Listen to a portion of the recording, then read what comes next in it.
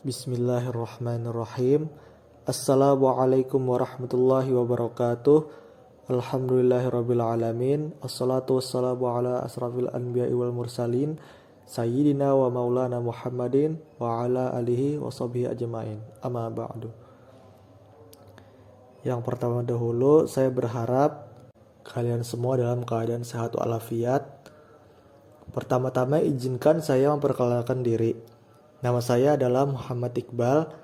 Saya mahasiswa PPL 2 UIN Antasari Banjarmasin.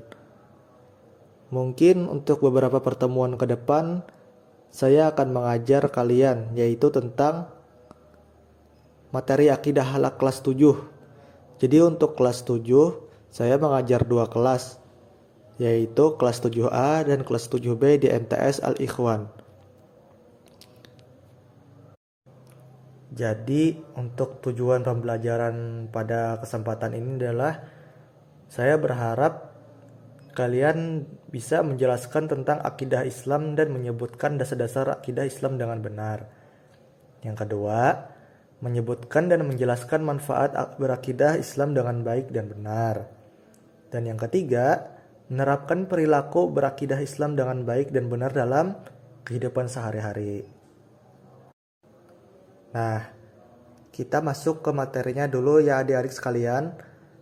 Kalau kalian ada buku LKS-nya, silahkan dibuka halaman 5. Buku Akidah Akhlak.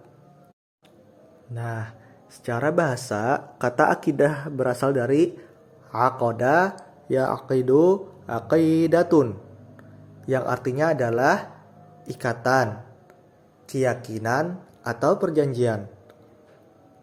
Nah, kita pelajari di sini adalah khususnya tentang akidah Islamiyah, karena kata akidah itu bisa dipakai untuk berbagai agama adik-adik sekalian. Kan akidah ini artinya kepercayaan.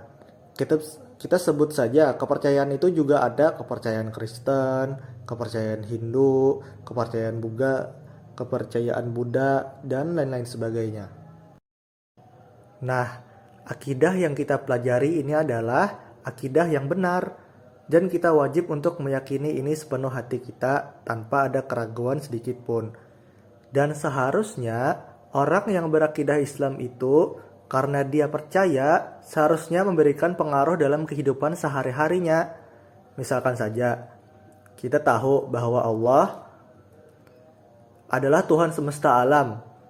Itu artinya kita meyakini Allah saja sebagai Tuhan dan dialah yang wajib kita sembah. Jangan menyembah Tuhan selain Allah. Jangan syirik. Jangan minta kepada patung-patung. Minta perlindungan dengan kedukun. Itu tidak boleh ya adik-adik sekalian. Cukup Allah saja yang menjadi pelindung bagi kita semua. Saat kita menjadi orang yang berakidah Islam, maka kita mempunyai kewajiban, yaitu menjalankan aturan-aturannya dalam segala aspek, baik berhubungan dengan ibadah ataupun kegiatan sehari-hari bersama dengan para makhluk. Dan kenapa akidah ini begitu penting? Kenapa akidah ini begitu penting untuk dipelajari? Karena ini memang adalah dasar utama dalam Islam dan sangat erat kaitannya dengan keimanan seorang muslim. Allah berfirman dalam surah Fussilat ayat 30. A'udzubillahi minasyaitonirrajim. Innal ladzina qalu rabbunallahu tsumma istaqamu tanazzalu 'alaihimul malaikatu alla takhafu wa la tahzanu wa basyiru bil jannati allati kuntum tu'adun. Kata Allah, sesungguhnya orang-orang yang mengatakan Tuhan kami ialah Allah, kemudian mereka meneguhkan pendirian mereka, maka malaikat akan turun kepada mereka dengan mengatakan, janganlah kamu takut dan janganlah merasa sedih, dan gembirakanlah mereka dengan jannah yang telah dijanjikan Allah kepadamu. Nah, adik-adik sekalian, sebagaimana ayat yang telah dijelaskan tadi, ayat tentang itu menjelaskan kita bahwa kita harus mempunyai akidah, kepercayaan yang kuat, dan kemantapan hati dalam berakidah, dalam Islam, akidah Islam ya adik-adik sekalian. Karena hidup kita bisa tenang dengan tenteram, karena kita selalu bersandar kepada pedoman hidup yang benar dan jelas. Nah, jadi itu. Nah, pada materi berikutnya adalah tentang dasar-dasar hukum akidah Islam. Kenapa akidah memerlukan sumber, memerlukan rujukan? Itu karena Islam sendiri memiliki pedoman dan petunjuk yang telah Allah berikan kepada kita, yaitu Al-Quran dan hadis. Yang pertama tentang Al-Quran. Al-Quran ini sangat banyak mengupas tentang akidah Islam yang sesuai dengan petunjuk Allah Subhanahu wa taala. Semua umat Islam wajib berakidah Islam sesuai dengan Al-Quran. Udah yakin aja gitu ya kan, Al-Quran itu diturunkan kepada Nabi Muhammad yang sebagai Rasul terakhir melalui perantara malaikat Jibril. Kan banyak ayat-ayat Al-Quran yang menyebutkan untuk berakidah Islam. Banyak sekali ya kan, seperti surah Al-Ikhlas misalkan. Qul huwallahu ahad, Allahus samad, lam yalid wa lam yulad wa lam yakul lahu kufuwan ahad. Itu kan memang menyebut tentang keesaan Allah di situ. Dan juga tentang ayat lainnya kayak surah An-Nisa ayat 136. A'udzubillahi minasyaitonirrajim. Ya ayyuhalladzina amanu aminu billahi wa rasulihi wal kitabil ladzi nazzala ala rasulihi wal kitabil ladzi anzala min qablu wa man yakfur billahi wa malaikatihi wa kutubihi wa rusulihi wal yaumil akhir faqad dhalla dhalalan ba'ida. An-Nisa ini menjelaskan, kata Allah, wahai orang-orang yang beriman, tetaplah beriman kepada Allah dan Rasul-Rasulnya, dan kepada kitab yang Allah turunkan kepada Rasulnya, serta kitab yang Allah turunkan sebelumnya. Barang siapa yang kafir kepada Allah dan malaikat-malaikatnya, kitab-kitabnya, Rasul-Rasulnya, dan hari kemudian, maka sesungguhnya orang itu telah sesat sejauh-jauhnya. Nah, jadi ya adik-adik, kita sudah sebagai umat Islam wajib untuk taat kepada perintah Al-Quran.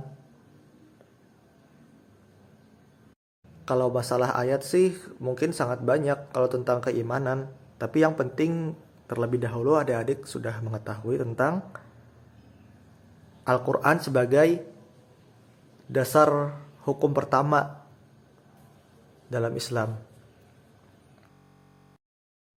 Dan yang kedua adalah hadis. Selain Al-Quran ada lagi nih yang menjadi landasan berakidah Islam, yaitu hadis. Hadis ini bisa disebut sebagai penjelas dari Al-Quran.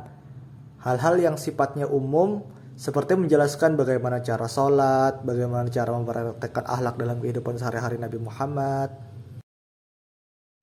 Dan intinya, hadis adalah penjabaran dari Al-Quran, penjelasan dari Al-Quran yang terdiri dari ucapan Nabi, perbuatan Nabi, persetujuan Nabi, sifat fisik Nabi, budi pekerti atau biografi Rasulullah, baik itu sebelum kenabian dan sesudahnya. Allah juga sangat tegas sekali menyatakan bahwa Nabi Muhammad itu adalah Rasul dan bukan seorang yang pembohong. Nah, kata Allah dalam surah Al-Haqqah di situ, A'udzubillahi minasyaitonirrajim. Walau taqawwala alaina ba'dal aqawil la akhadna minhul bil yamin thumma laqata'na minhul watin. Kata Allah, dan sekiranya dia Muhammad mengadakan sebagian perkataan atas nama kami, pasti akan kami pegang dia dengan tangan kanannya, kemudian kami potong pembuluh jantungnya. Nah, dari sekalian, bahkan kalau sudah dipotong pembuluh jantung itu kan ibaratkannya itu mati ya kan. Ini salah satu pernyataan tegas Allah yang seharusnya meyakinkan orang-orang yang masih meragukan kebenaran Islam yang dibawa oleh Nabi Muhammad SAW.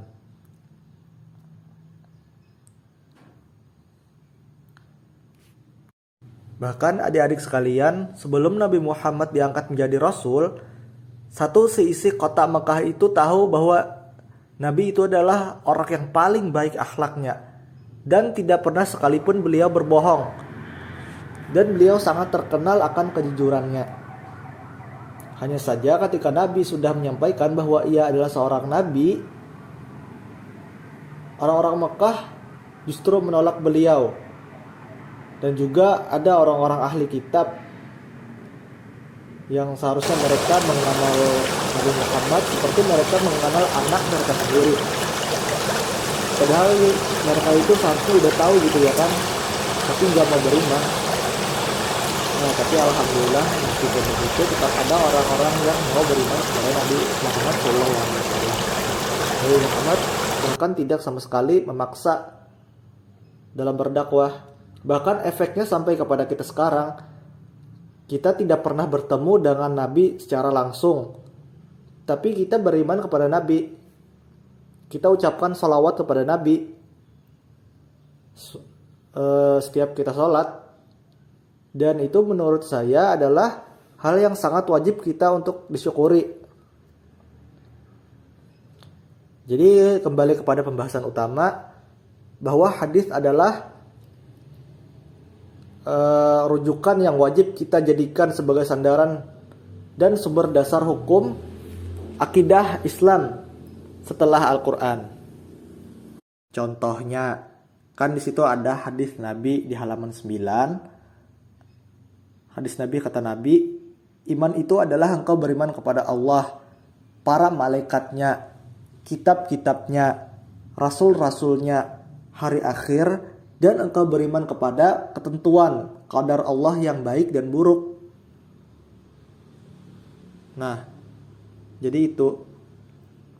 Nah, adik-adik sekalian, mungkin itu dulu untuk pembelajaran kali ini. Dan untuk tugasnya adalah